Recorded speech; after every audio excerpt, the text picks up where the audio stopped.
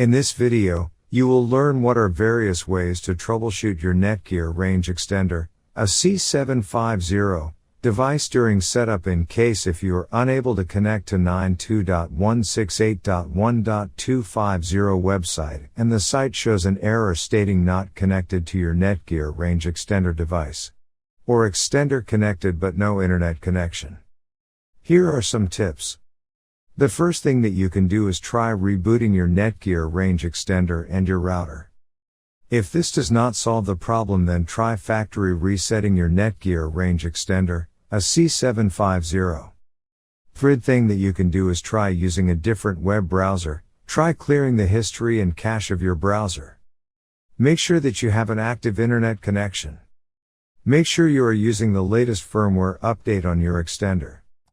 In case if you are still facing any issue with your Netgear range extender device, get in touch with our Netgear range extender experts for instant solutions. Thanks for watching our video, and do not forget to like, share and comment on the video, so that you never miss any video from our channel.